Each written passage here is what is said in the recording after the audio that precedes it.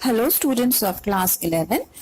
Today we will begin with the second chapter of your political science syllabus, that is the state, definition, characteristics, and origin, or the theories regarding the origin of the state. You have already got or learned the term state in the first chapter of your book.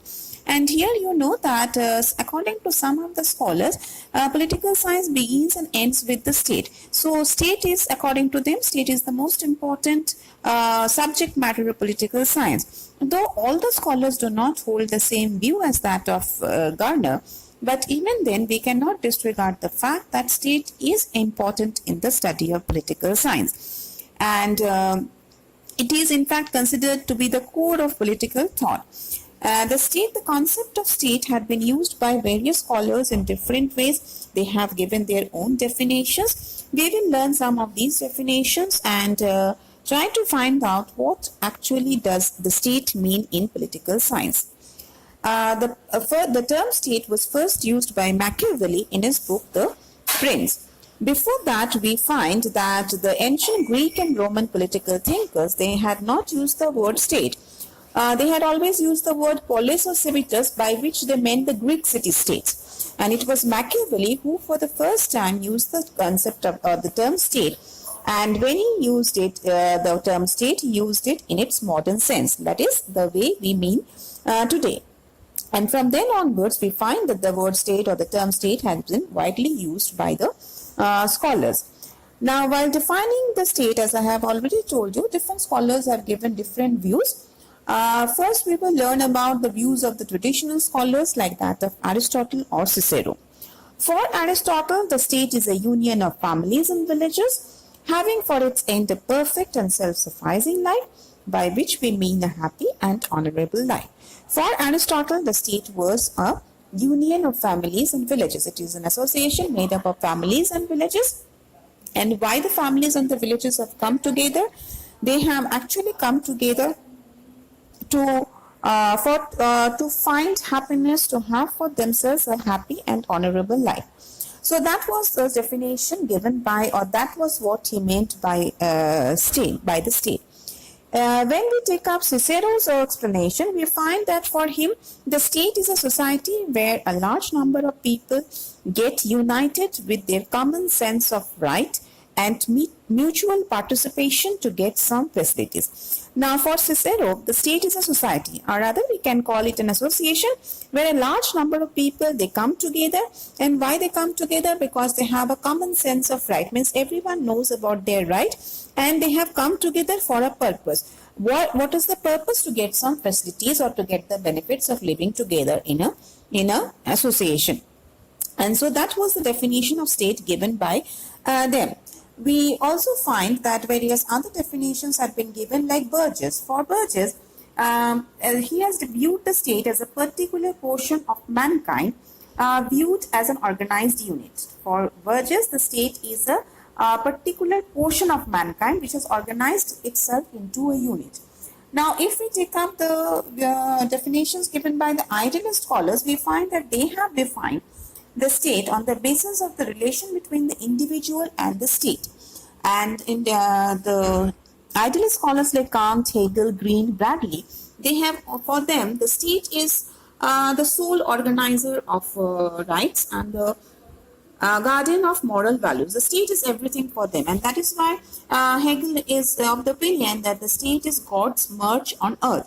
For him, the state is the ultimate association in the life of the individual. It is not an end, rather, it is not a means to the end, it is an end itself. That is, the people are trying various ways to live happily and a peaceful life and live a better life, and the state is going to provide them with that life. That was his views. And the idealist scholars have all hold the same view regarding the state. For them, the state is the organizer of rights and the sole guardian of moral values. So there is nothing above the state. Their idea of the state is quite clear, and we find that the idealist scholars have viewed the state in a different way. The traditional scholars have viewed it in a different way, and other scholars They also have their own view regarding the state, but in short, for everyone, state is an association that man had formed to live a better life. Now, if we take up this view, then in political science, another important approach is the Marxian view. That is the view held by the Marxist scholars, that is Karl Marx and his friend Friedrich Engels.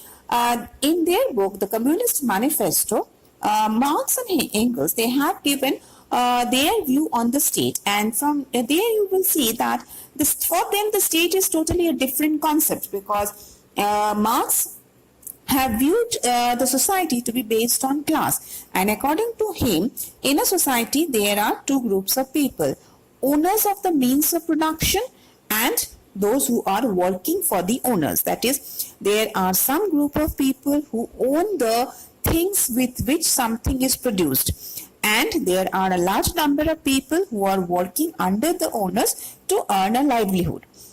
For Marx, in such a society, for the Marxist rather, for such a society, the state acts as an agent of oppression, like, because the motive of the owners is to make surplus profit. The more the profit for the owners, the better it is for him. Now, how he can get the maximum profit or the surplus profit? When he is exploiting the worker. So he is exploiting the worker and he is making the surplus profit. And according to the Marxist view, this machinery has to be kept on. This profit-making machinery has to be kept on. And who will help them to keep on this profit, the surplus earning of the owners? That is the state. According to the Marxists, the state acts as an organ, as an instrument through which this exploiting the workers and making profit goes on. And for Lenin, he is very clear in his thought. He is saying the state is an instrument of class rule and oppression. So the state has always tried to oppress the working class, and for them, ultimately a classless society would be formed where there will be no requirement of the state. The state will not be needed and the state will wither away, fade away, or there will be no need of the association called state. Now, these are the various definitions that we get about the state. All of them have tried to define state from their point of view. As students of political science, we need to know the definition that is more acceptable, or that is giving us a clear picture of the state. From that point of view, we have to learn Garner's definition of the state. And Garner's definition of the state, what we see that for him,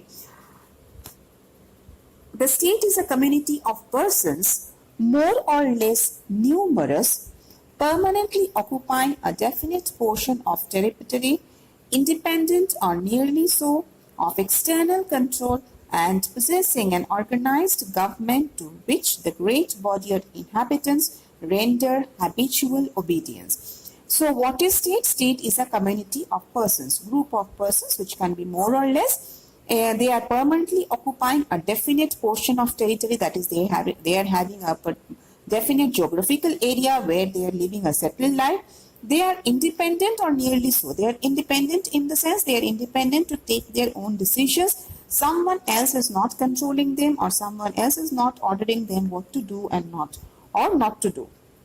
And they are possessing an organized government to which the great body of inhabitants render habitual obedience. And this community of persons is having an organized government. It is having a government to which the people are rendering or giving their obedience, or showing or listening to whatever this government is saying, that is, to the rules and regulations of the government. So for Garner, the state is a community of persons. It has a territory of its own. It has a government. It is independent.